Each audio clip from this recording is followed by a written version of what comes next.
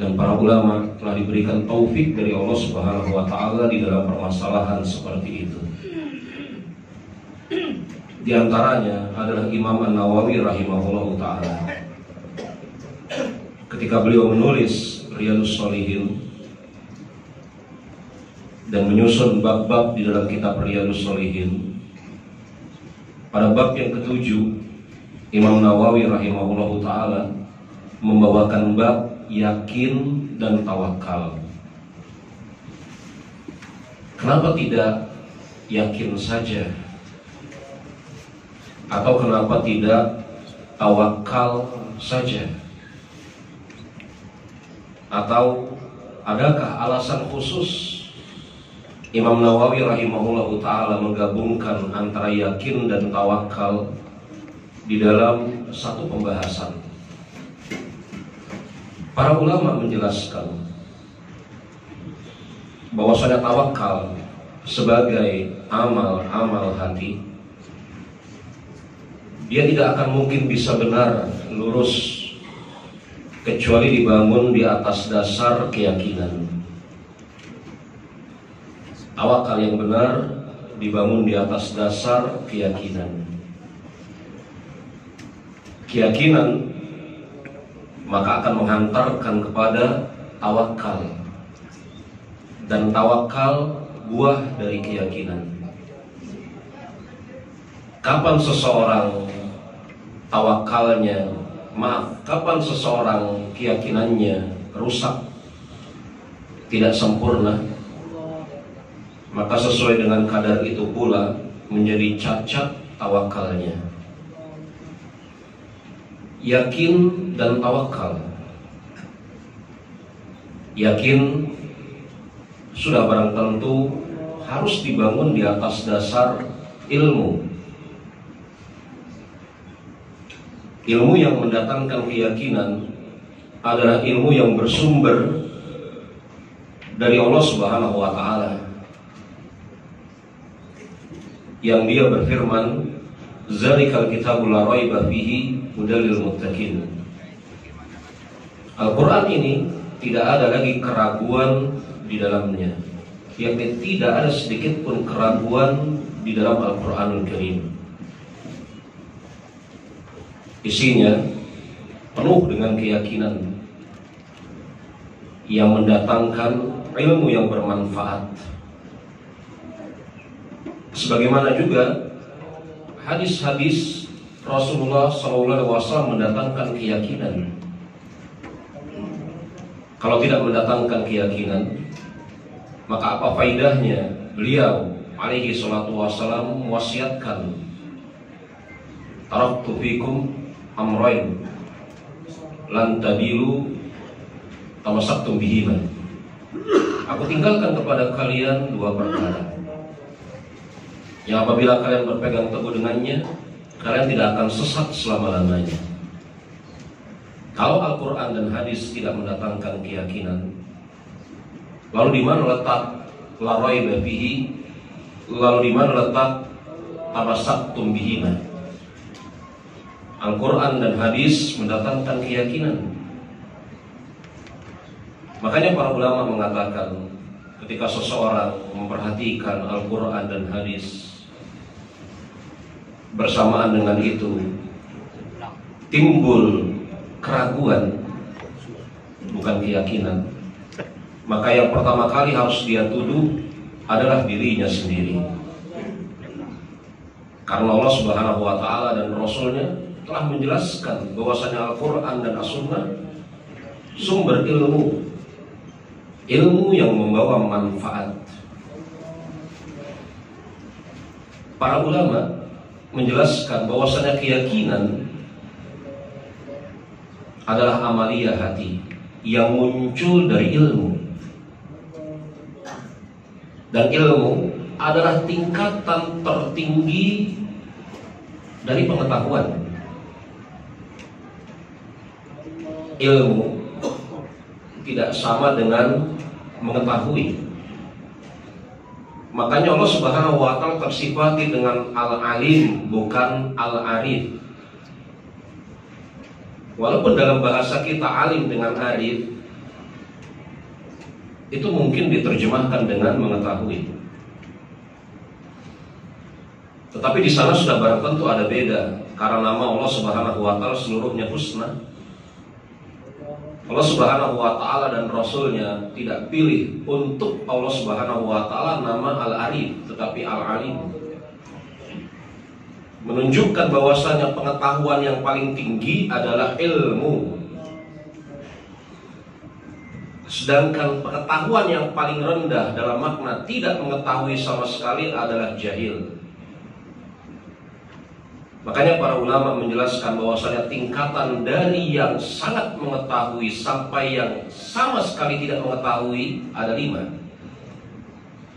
Saya urut dari yang paling tinggi, ilmu. Di bawahnya zon, di bawahnya syak. Syak adalah keadaan di mana seseorang ragu dalam kadar mungkin kalau kita bilangkan 50-50.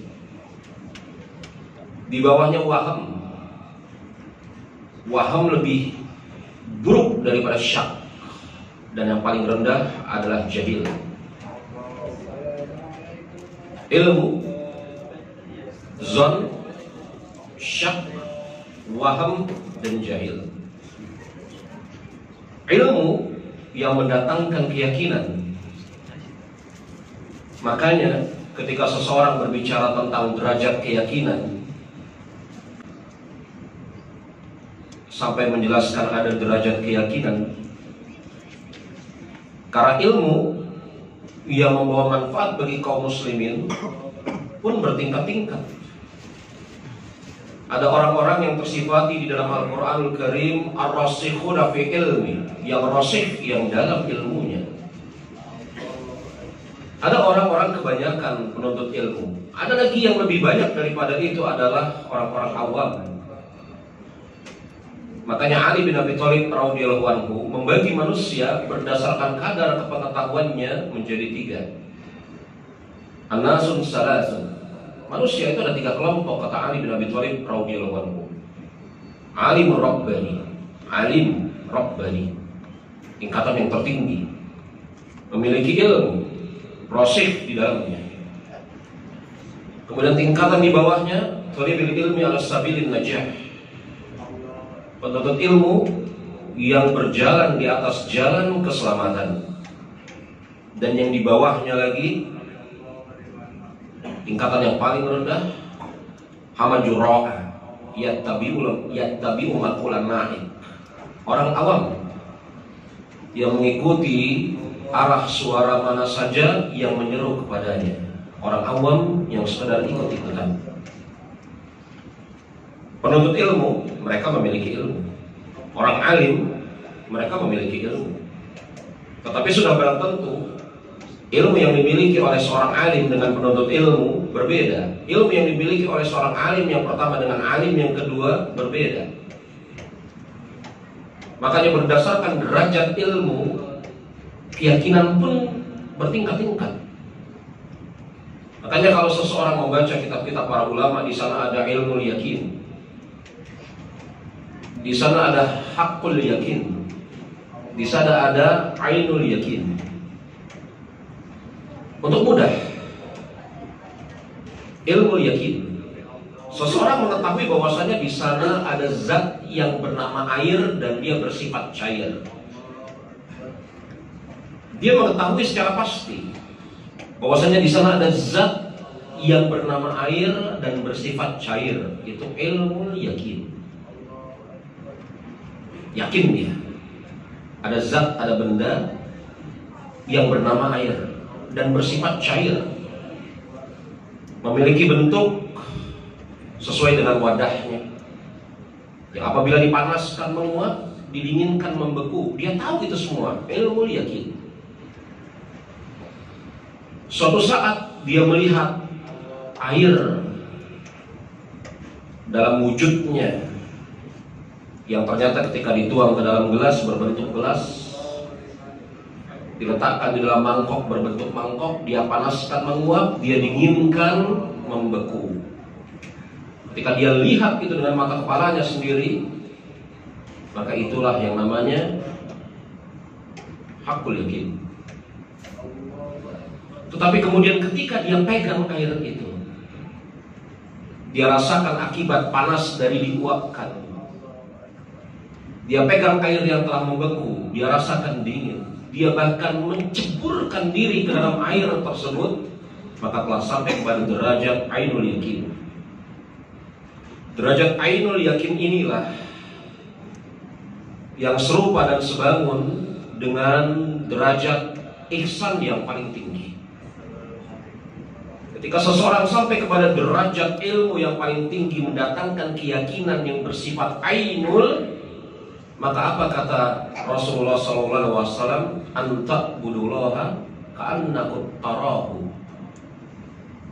Kau beribadah kepada Allah Subhanahu wa Ta'ala seakan-akan engkau melihatnya, melihat dengan mata kepala, ainul yakin.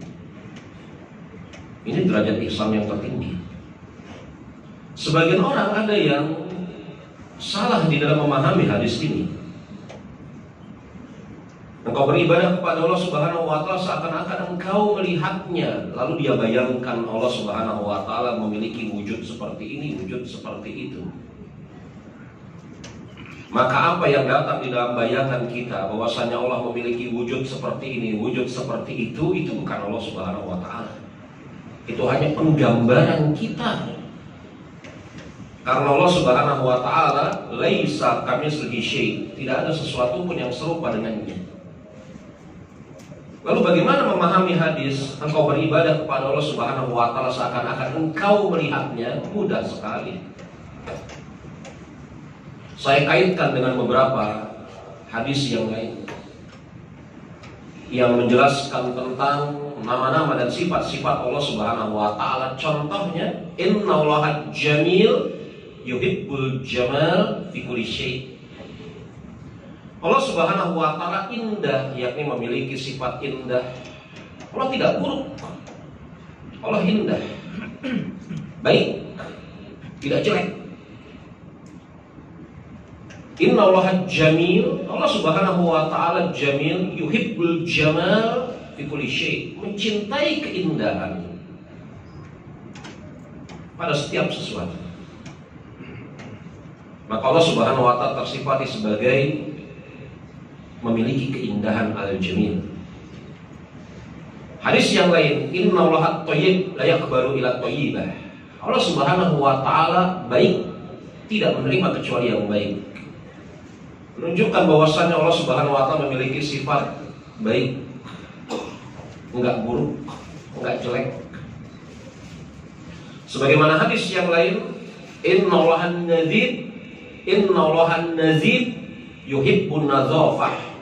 Allah Subhanahu wa Ta'ala bersih, suci, dan mencintai kebersihan dan kesucian. Allah Subhanahu wa Ta'ala tersifati dengan jamil, thayyib, nazif, dan mencintai apabila kebaikan tersebut, kebersihan tersebut, keindahan tersebut ada pada hamba-hambanya. Makanya para ulama mengatakan, ketika seseorang beribadah kepada Allah Subhanahu wa Ta'ala seakan-akan dia melihatnya, bukan dia sedang membayangkan zat Allah, karena ini tidak mungkin. Dan seseorang yang membayangkan zat Allah Subhanahu wa Ta'ala telah terjatuh kepada kekufuran. Ini sebagaimana ucapan Imam Ahmad rahimahullahu ta'ala, al-mujassimatul kuffar, orang-orang mujazim yang membayangkan zat Allah seperti ini dan seperti itu kufur. Maka apa praktek nyata dari hadis tersebut? Praktek nyata dari hadis tersebut adalah ketika seseorang beribadah kepada Allah yang Maha Rahman, yang Maha Rahim, yang Malik, yang As-Sami, Al-Basir, maka dia perindah ibadahnya karena dia tahu Allah Subhanahu wa Ta'ala sedang memperhatikan ibadahnya. Dia perbaiki ibadahnya karena dia mengetahui bahwasanya Allah Subhanahu wa Ta'ala mendengar apa yang dia ucapkan. Dia perbaiki keadaan sehari-harinya karena dia berhadapan dengan Allah Subhanahu wa Ta'ala yang Al-Alim, dan seterusnya. Maka derajat tertinggi dari keyakinan adalah ainul yakin. Itulah ihsan. Dan keyakinan tidak akan mungkin bisa muncul kecuali dari ilmu. Tidak mungkin. Seseorang yang tidak belajar, maka bagaimana mungkin dia yakin akan sesuatu? Andai kata kemudian apa yang dia lakukan berhasil, maka itu lebih dari sisi keberuntungan semata-mata. Seseorang, bagaimana mungkin dia yakin bahwasanya proses misalnya bordirnya, sablonnya akan menjadi baik, benar, tintanya nggak melebar kemana-mana, kerapatan benangnya jelas, tepat, tidak lari ke sana ke sini, melainkan seharusnya sebelumnya dia mempelajari begini loh tata cara sablon, begini loh tata cara bordir, begini loh mengoperasikan mesinnya. Bukan kemudian dia berhadapan dengan mesin bordir, mesin sablon, langsung dia hidupkan tombol on semuanya, kemudian jalan semua. Andai kata kemudian dia tombol on, dia hidupkan semua tombol-tombolnya, tiba-tiba kemudian bordirnya sesuai dengan apa yang dia harapkan, itu faktor kebetulan. Dan betapa banyak kemudian bisa sesuai dengan apa yang diharapkan kalau kemudian tidak dibangun di atas dasar ilmu. Ini urusan bordir, urusan sablon. Lalu bagaimana lagi urusannya dengan Allah Subhanahu wa Ta'ala? Kita hendak membangun keyakinan tanpa dasar ilmu, bagaimana mungkin? Keyakinan yang benar harus dibangun di atas dasar ilmu, maka di sanalah berbeda-beda derajat keyakinan seorang hamba.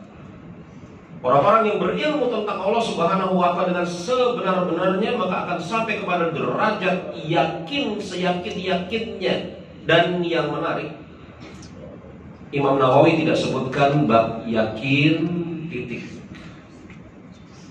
tetapi bab yakin dan tawakal. Apa hubungannya antara keyakinan dan tawakal? Maka tawakal yang benar seperti yang saya sebutkan di awal, dibangun di atas dasar keyakinan. Dibangun di atas dasar keyakinan. Seseorang menyerahkan urusannya kepada orang lain. Dia mempercayakan tokonya untuk dijaga oleh seorang satpam. Saya rasa hampir sedikit di antara Anda yang bermalam di dalam toko Anda. Ada di antara Anda yang bermalam di toko Anda? Pulang Anda kan? Ada ya? Mungkin ada ya? Anda tinggalkan toko Anda pulang. Jam berapa pulangnya? Jam 5, jam 6, jam 7. Pulang ke rumah masing-masing. Anda tinggalkan toko Anda. Kenapa Anda tinggalkan toko Anda? Dan Anda percayakan kepada seseorang untuk menjaganya, entah satpam, entah Pak polisi, satpol PP, ataupun apapun namanya. Karena Anda yakin bahwasanya dia apa? Akan menjaga dengan sebaik-baiknya. Maka Anda serahkan toko Anda untuk dijaga oleh dia. Itulah yang namanya proses wakalah, mewakilkan penjagaan toko. Bukan Anda, tapi orang-orang yang Anda percayai. Maka tawakal sangat erat hubungannya dengan keyakinan. Seseorang tidak akan mungkin sampai kepada derajat tawakal kepada Allah Subhanahu wa Ta'ala dengan sebenar-benarnya, melainkan dimulai sebelumnya dengan derajat keyakinan. Kapan kemudian tawakalnya rusak? Ini menunjukkan keyakinannya ada cacat. Kapan kemudian cacat? Kapan kemudian keyakinannya kurang? Maka akan mengakibatkan rasa tawakalnya pun berkurang. Maka ada hubungan yang sangat erat antara yang pertama ilmu yang mendatangkan, yang kedua keyakinan yang berkonsekuensi kepada yang ketiga tawakal. Kalau kemudian Anda cermati, yang pertama ilmu yang membawa kepada keyakinan yang kedua, yang berkonsekuensi kepada tawakal yang ketiga, ini menunjukkan bahwasanya tawakal itu bukan tidak melakukan apa-apa. Sebagian orang ada yang berpendapat tawakal tidak melakukan apa-apa. Itu bukan tawakal di dalam bahasa Arab. Bahasa Arab membedakan antara tawakal dengan tafwid. Tawakal di dalam penggunaan bahasa Arab, Al-Quran maupun As-Sunnah, seluruhnya datang dalam makna terpuji. Lafaz tawakal di dalam Al-Quran maupun As-Sunnah terkait dengan pembicaraan yang sedang kita bahas ini datang dalam makna yang terpuji. Adapun tafwid tercela, itulah yang namanya berpangku tangan, menyerahkan urusannya kepada Allah Subhanahu wa Ta'ala sambil tidak melakukan apa-apa. Itu namanya tafwid di dalam bahasa Arab. Yang Allah Subhanahu wa Ta'ala perintahkan kepada kaum muslimin tawakal, bukan tafwid. Dan tawakal tidak akan mungkin terjadi kecuali di dalamnya dia menggabungkan tiga hal. Hal yang pertama, dia menempuh sebab-sebab yang diizinkan oleh syariat. Dia menempuh sebab-sebab yang diizinkan oleh syariat. Kalau pembicaraannya terkait dengan rezeki, harta, uang, perdagangan, maka bentuk tawakal seseorang yang pertama adalah apa? Dia mencari rezeki Allah Subhanahu wa Ta'ala. Dia buka kiosnya, dia perbaiki tata cara muamalahnya, dia berdagang dengan jujur lagi baik. Bukankah lafaz tawakal tidak akan mungkin terpenuhi kecuali dengan yang pertama, dia menempuh sebab-sebab yang diperbolehkan dalam syariat. Kapan seseorang kemudian mengambil sebab, tapi sebab tersebut tidak dibolehkan dalam syariat, maka cacat tawakalnya. Walaupun mungkin akan menghasilkan apa yang dia inginkan. Saya ulangi, kapan seseorang mengambil sebab, yang sebab itu tidak diperbolehkan dalam syariat, maka cacat tawakalnya. Walaupun mungkin akan menghasilkan sesuai dengan apa yang dia harapkan. Contoh, sebab yang diperbolehkan dalam syariat dan terbukti bisa menghasilkan sesuatu, sudah barang tentu atas izin Allah. Belajar agar naik kelas. Belajar agar naik kelas.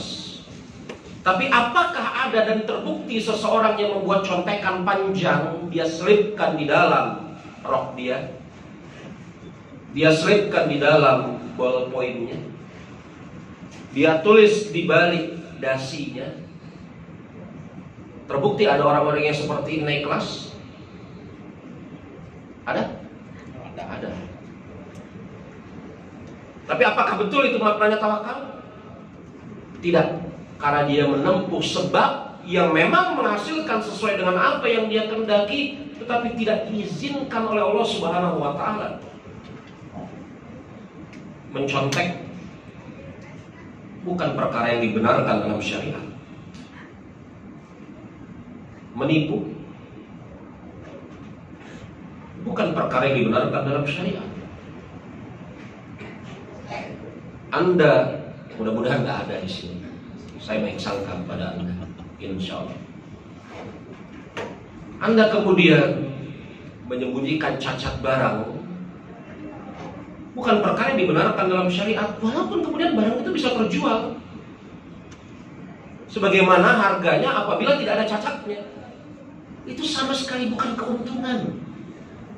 Itu cacat pada tawakal, cacat pada keyakinan, menunjukkan lemahnya ilmu. Ketika seseorang kemudian berjual beli menyembunyikan cacat barang dan barangnya terjual sebagaimana harga apabila tidak cacat, itu menunjukkan kelemahan ilmu, kelemahan keyakinan, sekaligus kelemahan tawakalnya. Ilmu, yakin, tawakal. Apakah dia tidak mengetahui Allah Subhanahu wa Ta'ala Maha mengetahui barang yang dia jual seperti apa? Mungkin saja orang itu tidak tahu barang yang dia beli apa, di mana letak cacatnya. Mungkin saja. Mungkin saja sang pembeli tidak mengetahui di mana letak buruknya barang tersebut. Tetapi bukankah Allah Subhanahu wa Ta'ala Maha mengetahui dan kita paham itu? Maka ambil sebab yang diperbolehkan dalam syariat. Apalagi sebab yang memang dijelaskan dalam syariat. Ini yang pertama. Makanya Rasul Nabi kita Nabi Muhammad alaihi salatu wasallam mengatakan ihris ala may yanfa'uk. Bersemangatlah kalian untuk menggapai sesuatu yang membawa manfaat atas diri kalian. Bersemangat. Bersemangat untuk menggapai sesuatu yang mendatangkan manfaat atas diri kalian. Bersemangat, kerahkan segenap daya upaya. Ihris ala may yanfa'uk. Seseorang tidak akan mungkin sampai kepada derajat tawakal di dalam masalah ini kecuali dengan sebab yang kedua, dia mohon pertolongan kepada Allah Subhanahu wa Ta'ala. Maka salah kalau kemudian dikatakan doa tidak memegang peranan penting di dalam kehidupan seorang muslim. Dia mohon pertolongan kepada Allah Subhanahu wa Ta'ala. Allah Subhanahu wa Ta'ala yang bisa membolak-balikkan keadaan. Allah Subhanahu wa Ta'ala yang bisa mendatangkan kebaikan sekaligus menolak madarat. Mohon pertolongan kepada Allah Subhanahu wa Ta'ala. Makanya di dalam lafaz hadis ihris ala may yanfa'uk wasta'in billah. Mohonlah pertolongan kepada Allah Subhanahu wa Ta'ala. Mohon pertolongan kepada Allah Subhanahu wa Ta'ala. Agar Allah Subhanahu wa Ta'ala memudahkan usaha, aktivitas kita. Agar Allah Subhanahu wa Ta'ala menjadikan ketaatan-ketaatan di dalam seluruh aktivitas kita itu indah di pandangan mata dan manis di dalam hati kita. Agar Allah Subhanahu wa Ta'ala menjadikan keburukan-keburukan di dalam aktivitas sehari-hari kita. Apapun aktivitas Anda, apapun aktivitas kita, kita masing-masing punya ujian kok. Sebagaimana Anda punya ujian, saya juga punya ujian. Cuman beda aja ujiannya. Kalau sudah barang tentu saya tidak diuji dengan menyembunyikan cacat barang lah, wong saya bukan pedagang. Tapi kan saya akan diuji dengan cara yang lain. Iya kan? Sebagaimana Anda tidak diuji untuk apa? Pulang cepat dari jam pelajaran mengajar, karena Anda bukan guru. Saya diuji untuk itu. Kita masing-masing punya ujian. Dan kita minta kepada Allah Subhanahu wa Ta'ala agar Allah Subhanahu wa Ta'ala menjadikan keburukan itu jelek di mata kita, dan menjadikan keburukan itu tidak kita sukai di dalam hati kita. Berkisar seperti itu kan doa Umar bin Abdul Aziz rahimahullah ta'ala. Ya Allah, berikanlah kepada rezeki agar kebenaran itu indah di mataku dan melapangkan hatiku dan memudahkan aku untuk mengikutinya. Agar keburukan itu jelek di mataku, tidak aku sukai, dan engkau berikan aku kesulitan apabila terbujuk untuk melakukannya. Itu kan doa Umar bin Abdul Aziz. Minta kepada Allah Subhanahu wa Ta'ala agar Allah Subhanahu wa Ta'ala mudahkan. Betul, zaman ini, hari-hari ini, hari-hari yang sulit. Hari ini, hari-hari yang sulit. Barusan kemarin istri saya bilang, oh bukan, tadi pagi beras 17.000. Hari yang sulit, betul. Tapi kita punya Allah Subhanahu wa Ta'ala. Jangan kemudian dengan sebab beras 17.000 Maka kemudian nauzubillah min dzalik, sebagian kaum muslimin gelap mata mencuri untuk memenuhi kebutuhan keluarganya. Jangan. Kita punya Allah Subhanahu wa taala. Bukankah Anda cermati, tawakal itu sikap dan sifat yang dituntut oleh Allah Subhanahu wa taala kepada seorang muslim? Agar seorang muslim bertawakal kepada Allah Subhanahu wa taala. Dan tidaklah kalau Anda membaca dan memperhatikan nama-nama Allah Subhanahu wa taala, di antara namanya adalah Al-Wakil. Jadi kalau seseorang bertawakal kepada Allah Subhanahu wa taala, maka mustahil Al-Wakil akan menyia-nyiakannya. Konsepnya kan seperti itu saja. Ketika seseorang kehilangan rasa tawakal kepada Allah Subhanahu wa taala, maka jangan salahkan andai kata Al-Wakil tidak memperdulikannya. Al-Wakil salah satu di antara nama-nama dan sifat-sifat Allah Subhanahu wa taala. Dan ayatnya masyhur jemaah. Wa may yatawakkal 'ala Allah fahuwa hasbuh. Siapa yang bertawakal kepada Allah, itu sifat sikap seorang muslim, fahuwa, yakni dia al-wakil, akan mencukupkannya. Maka mohon pertolongan kepada Allah Subhanahu wa taala. Ini sifat orang yang bertawakal yang kedua. Dia mengambil sebab yang diperbolehkan, diizinkan dalam syariat.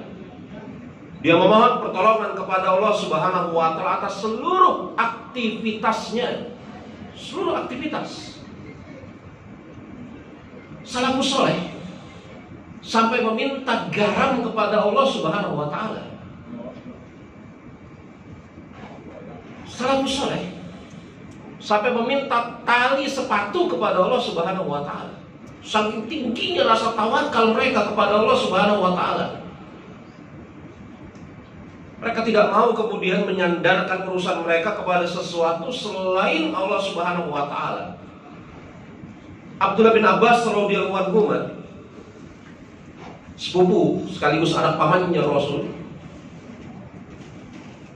mensifatkan para sahabat-sahabat yang masih muda sepeninggalan Rasul wafat, bahwasanya mereka sampai kepada tali sendal saja meminta kepada Allah Subhanahu wa taala. Kok bisa-bisanya sampai tali sendal meminta kepada Allah? Karena terpatri sangat kuat di dalam hati mereka kandungan makna doa yang dipanjatkan oleh Rasulullah SAW, di mana Rasul sering sekali berdoa, wala tukallin nafsa turfat ain. Ya Allah, jangan jadikan engkau menyerahkan urusanku kepada diriku walaupun hanya sekejap mata. Ini hamba yang paling tinggi tawakalnya. Siapa di antara Anda yang mau mendebat saya? Bahwasanya hamba yang paling tinggi tawakalnya adalah Rasulullah. Siapa di antara Anda yang masih meragukan bahwasanya hamba yang paling tinggi tawakalnya adalah Rasulullah SAW? Kita semuanya sebagai seorang muslim meyakini ini, bahwasanya Nabi kita Muhammad alaihi salatu wasallam sampai kepada puncak-puncak ketinggian dari seluruh sifat-sifat yang mulia, termasuk tawakal. Lalu apakah Rasul mau urusannya diserahkan kepada dirinya? Tidak. Dia mengatakan, beliau banyak berdoa, wala tukallin nafsa turfat ain. Jangan engkau jadikan aku bergantung kepada diriku walaupun hanya sekejap mata. Bergantung penuh kepada Allah Subhanahu wa taala.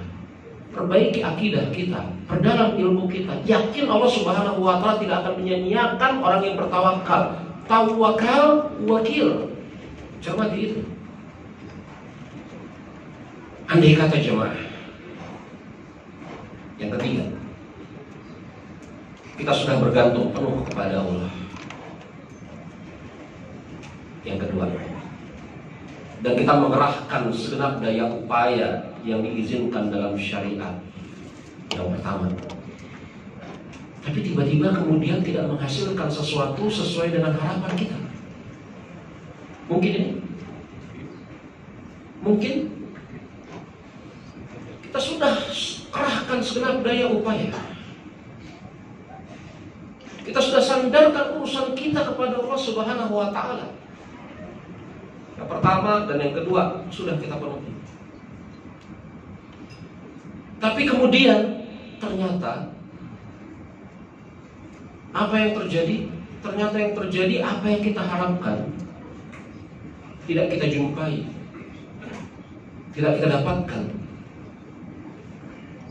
Maka yang ketiga, tawakal adalah menyerahkan segala urusan kepada Allah Subhanahu wa Ta'ala, baik terwujudnya ataupun tidak terwujudnya.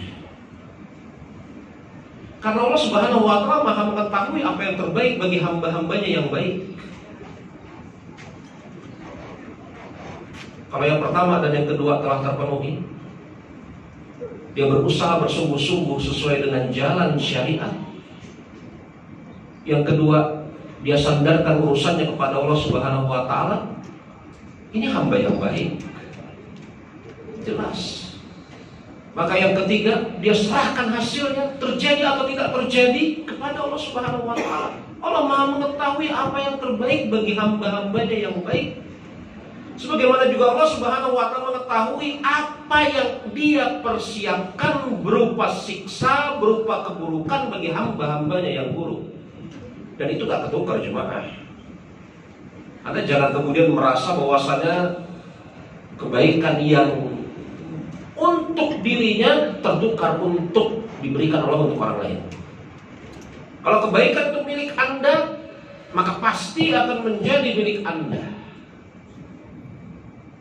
Terwujud atau tidak terwujudnya setelah kita mengerahkan segenap daya upaya. Pagi-pagi Anda pergi ke pasar, rapihkan barang dagangan, tata baik-baik, buka kedai, betul? Kemudian berusaha, berniaga, bermuamalah dengan sebaik-baiknya, jujur dan seterusnya. Tiba-tiba kemudian tutup buku di hari itu, Masya Allah, kok cuma dapat sebegini? Bahkan bisa jadi tidak dapat sama sekali hari itu. Ngitung omsetnya per hari ya? Kan? Nggak dihitung? Masa nggak dihitung?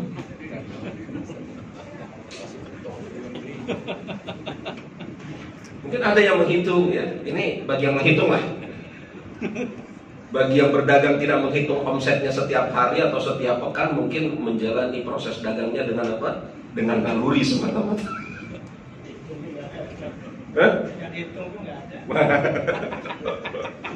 Semoga Allah Subhanahu wa Ta'ala mudahkan urusan kita. Pasti hitung, pagi-pagi dia sudah bangun, sholat subuh, pergi jam 7 pagi, jam 8 pagi. Dia yakin bahwasanya betul-betul Rasul berdoa, dan betul-betul Allah Subhanahu wa Ta'ala akan memberikan keberkahan di waktu pagi, mengijabah doanya Rasul. Makanya bapak-bapak, jemaah, ibu-ibu, rahimani wa rahimakumullah, jangan buka kios siang-siang, jangan. Buka pagi-pagi. Andai kata setelah itu Anda ada keperluan, tutup lagi nggak masalah. Buka pagi-pagi. Buka pagi-pagi kios itu. Andai kata kemudian Anda ada keperluan sehingga harus ditutup dan nggak ada yang menjaga, ya tutup lagi. Gimana Ustaz, kalau saya ada keperluan nggak ada yang menjaga, saya tinggalin aja? Juga salah. Kalau isi barangnya pindah ke toko yang lain gimana? Iya jemaah. Percaya kepada doa Rasulullah SAW. Rasul berdoa seperti itu. Allahumma barik ummati fi bukuriha. Ya Allah, berkahilah umatku di dalam aktivitasnya di pagi hari. Buka kios pagi-pagi. Peduli amat kalau kemudian ada, ngapain buka pagi-pagi? Orang kan datangnya baru jam 11. Buka pagi-pagi. Percaya akan kebenaran sabda Rasul, keberkahan di waktu pagi. Anda jalani itu semua, berusaha bermuamalah dengan cara yang baik. Tiba-tiba kemudian tutup buku di sore hari, ya Allah, ini kok nggak ada yang ditulis. Seperti kata bapak tadi. Kok nggak ada yang ditulis ini? Apa ini kan? Buku tidak ganti-ganti, pulpen tidak beli-beli. Buku yang sama, pulpen yang sama. Awet. Kan bersyukur harusnya. Maka serahkan urusannya kepada Allah Subhanahu wa Ta'ala. Allah Maha mengetahui apa yang terbaik bagi hamba-hambanya yang baik. Bukankah kita sering membaca dan pernah melewati ayat-ayat? Di antaranya adalah apa? Wa asa an takrahu syai'an wa huwa khairul lakum. Betapa banyak sesuatu yang tidak kalian sukai, itu baik bagi kalian. Maka kita serahkan urusannya kepada Allah Subhanahu wa Ta'ala yang menjadi kepentingan kita. Urusan kita adalah berusaha semaksimal mungkin sesuai dengan apa yang diizinkan oleh Allah dan Rasulnya. Adapun hasilnya bukan di tangan kita, hasilnya ada di tangan Allah Subhanahu wa Ta'ala. Itulah tawakal. Makanya para ulama semisal Imam Ibnul Qayyim, beliau menyebutkan ada noktah yang mengkhawatirkan di dalam bab tawakal ini. Ketika seseorang telah mengerahkan segenap daya upayanya untuk melakukan suatu perbuatan, suatu aktivitas, perbuatan aktivitas tersebut diizinkan dalam syariat. Bersamaan dengan itu, ketika apa yang dia inginkan tidak terwujud, setelah itu dia kecewa. Loh, bukankah saya sudah all out? Bukankah saya sudah penuhi segenap persyaratan dan ketentuannya? Lalu mengapa setelah saya penuhi segenap syarat dan ketentuannya, Allah tidak wujudkan apa yang dia janjikan? Kan kasar begitu. Maka kata Imam Ibnul Qayyim, ini ada cacat di dalam masalah tawakalnya. Karena orang yang seperti ini sedikit banyak rasa kebergantungannya kepada sebab yang dia ambil sudah condong. Hati seseorang tidak boleh bergantung kepada sebab, tetapi wajib bergantung kepada Allah. Sebab itu kita lakukan karena Allah dan Rasulnya memerintahkan. Sebab itu kita lakukan karena Allah dan Rasulnya memerintahkan. Tetapi hati bergantung kepada sebab, apalagi sebab-sebab ini adalah sebab-sebab keduniawian, ini bisa mencacati kadar tauhid seseorang. Maka jemaah, kalau kita hendak menjadi hamba yang bertawakal, maka kuatkanlah keyakinan kita. Dan keyakinan kita tidak akan mungkin bisa benar, beres lagi kuat, kecuali dengan mempelajari Al-Quran dan As-Sunnah. Karena itulah sumber keyakinan. Allahu a'lam bishawab. Baik, ada yang mau ditanyakan? Saya persilahkan. Kita belum bahas ayat-ayatnya, hadis-hadisnya. Saya baru bahas apa hubungannya antara yakin dan tawakal dan hal-hal yang terkait dengannya. Adapun ayat-ayat dan hadis-hadisnya, insyaallah ta'ala pada kesempatan yang akan datang. Ada yang hendak ditanyakan? Saya persilahkan.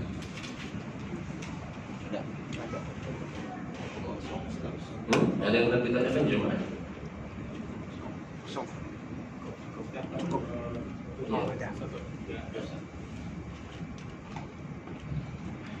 Assalamualaikum warahmatullahi wabarakatuh.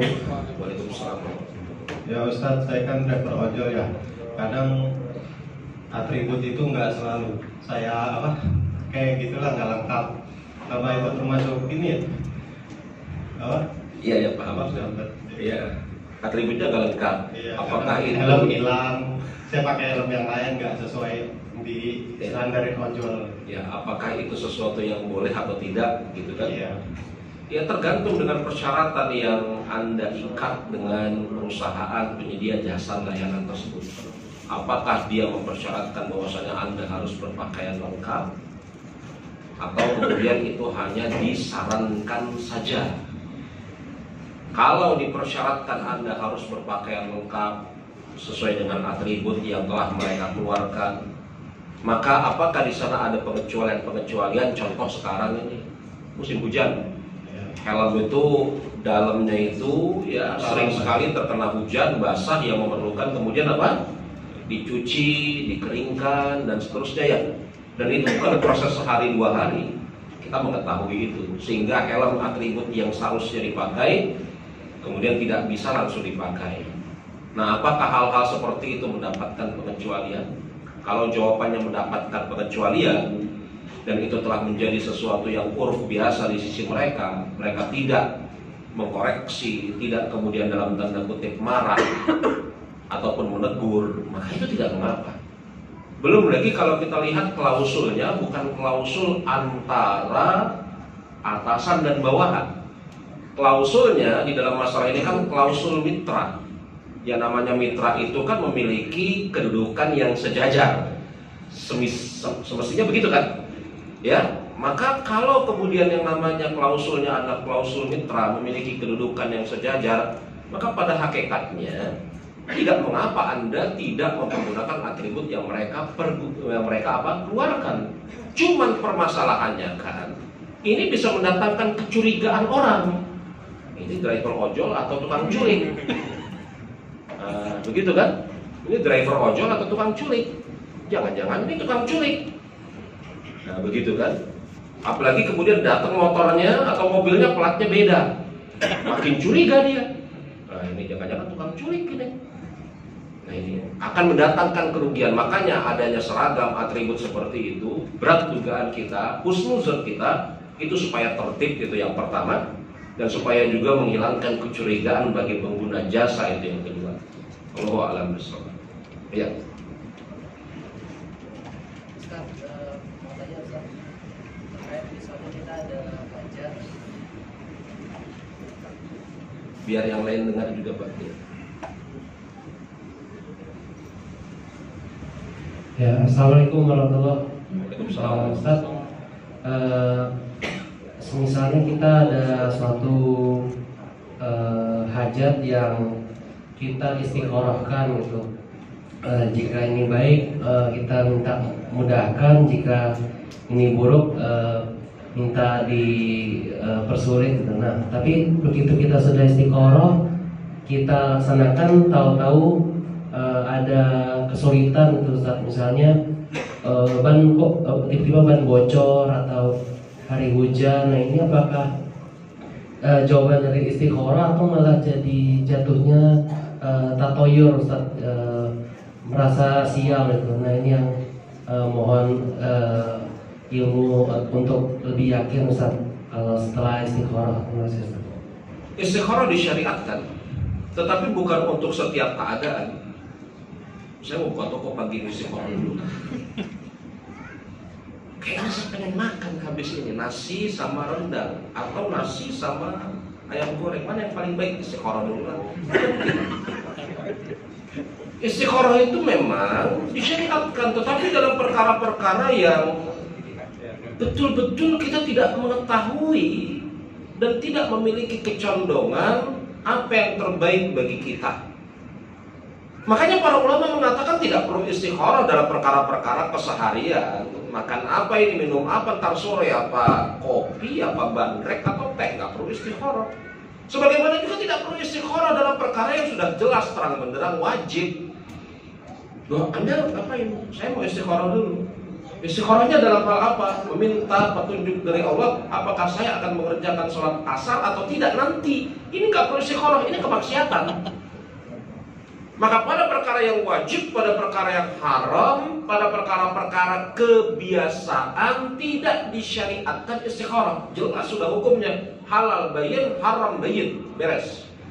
Istiqoroh itu pada perkara-perkara yang mubah, bukan sunat, bukan wajib. Kalau sunat wajib jelas hukumnya, kita kerjakan semampu kita atau harus kita kerjakan, itu wajib, itu sunat. Tetapi perkara-perkara yang menimbulkan kebingungan dalam tanda kutip atas diri kita, dan kita tidak punya kecondongan kepada perkara-perkara tersebut, bingung bagi kita akhirnya ini seperti apa. Kalau akhir dari sholat 5 waktu tahu kita surga bagi orang yang serius, tapi akhir dari urusan ini apa kita nggak tahu. Nah, di sanalah kita perlu istiqoroh. Perlu perlu istikharah meminta kepada Allah Subhanahu wa taala agar apabila urusan yang akan kita kerjakan ini baik menurut Allah, maka kita minta kepada Allah agar dipermudah. Ada satu kesalahan, sebagian orang menganggap istikharah itu adalah bentuk meminta kepada Allah memilihkan antara 2 atau 3 bahkan lebih. Istikharah itu adalah meminta kepada Allah agar Allah mempermudah apa yang hendak kita kerjakan, atau kalau itu buruk, Allah persulit. Bukan kemudian ada seorang gadis, 2 orang laki-laki melamar, dia katakan kepada laki-laki yang pertama, nanti dulu ya. Dia katakan juga kepada laki-laki yang kedua, nanti dulu ya. Kemudian dia istikharah kepada Allah, ya Allah, mana yang A atau yang B? Ini sesuatu kekeliruan menurut para ulama, semisal Al-Hafidz Ibnu Hajar. Maka yang A atau yang B ini harus dia timbang berdasarkan fakta-fakta yang ada. Oh, si A ini akhlaknya baik, tetapi mungkin agak kurang cocok di dalam apa? Sesuatu. Yang si B ini cocok di sana tapi ada kekurangan. Nah, setelah itu dieksekusi, ternyata dia condong kepada si B. Dia istikharah. Kalau betul pilihan dia terhadap si B itu adalah tepat, semoga Allah Subhanahu wa taala mudahkan. Kalau ternyata pilihan dia terhadap si B itu adalah keliru, dia minta kepada Allah agar Allah Subhanahu wa taala tunjukkan tanda-tanda kekeliruannya. Bukan memilih dari 2 atau lebih, tetapi dia pilih terlebih dahulu, dia mohon kepada Allah dipermudah kalau itu baik, atau dipersulit kalau itu buruk. Kalau setelah itu dia pilih, dia beristikharah dan tampak tanda-tanda bahwasanya ini kok jadi susah, maka hendaklah dia berhenti.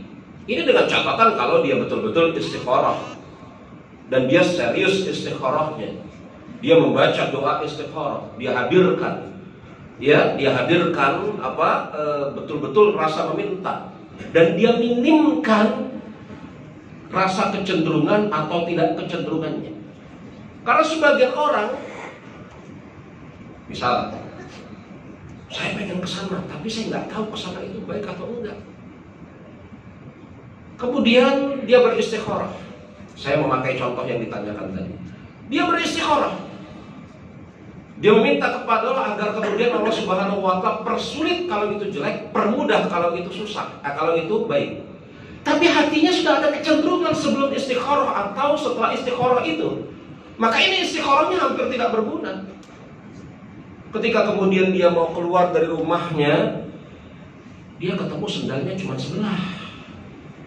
Yang sebelah lagi kemana? Oh, ini tanda-tanda bahwasanya perjalanan saya tidak diridhoi. Bukan seperti itu. Itu memang dia sudah ada kecenderungan. Orang yang sudah punya kecenderungan terhadap sesuatu, sekecil apapun yang terjadi akan dia jadikan alasan untuk menguatkan kecenderungannya. Ini sudah bias. Gitu ya. Ini sudah bias, betul gak? Seseorang yang sudah memiliki kecenderungan terhadap sesuatu, sekecil apapun yang terjadi, maka yang terjadi itu akan dia pergunakan sebagai alasan untuk menguatkan kecenderungannya. Sendal gak ada. Atau bahkan mungkin yang lebih lucu lagi, oh ini tanda-tanda jelek, kenapa? Sendal kanan yang harusnya di kanan ada di kiri, sendal yang di kiri di kanan. Padahal tinggal dibalikkan. Artinya apa? Tidak seluruh hal-hal yang tampak itu langsung kita hukumi ini sulit atau susah, mudah atau, harus kita lihat kecenderungan kita seperti apa. Makanya orang yang sudah sebelum istikharah memiliki kecenderungan, ini sulit kemudian untuk mendapatkan kebaikan dari istikharah. Dia harus bersihkan terlebih dahulu kecenderungannya, atau memang dia tidak memiliki kecenderungan sama sekali. Nah, begitu. Ya. Maka saya tidak bisa katakan apakah ini bentuk tanda-tanda kebenaran istikharah. Sebagaimana saya juga tidak bisa katakan apakah ini tatoyur atau tafaul. Kalau tatoyur itu prasangka buruk, kalau tafaul itu prasangka baik. Ya, ini berbeda. Tafaul itu prasangka baik, sedangkan tatoyur prasangka buruk. Saya tidak bisa katakan apakah ini tanda-tanda istikharah. Sebagaimana saya juga tidak bisa katakan apakah ini tatoyur atau tafaul. Ini kembali kepada pelaku istikharah itu sendiri. Allahu a'lam bissawab. Saya rasa kita cukupkan sampai di sini pembahasan pertemuan kita. Kita tutup dengan mengucapkan subhanakallahumma wa bihamdika asyhadu an la ilaha illa anta astaghfiruka wa atubu ilaik. Wa akhiru da'wana alhamdulillahirabbil alamin. Assalamualaikum warahmatullahi wabarakatuh.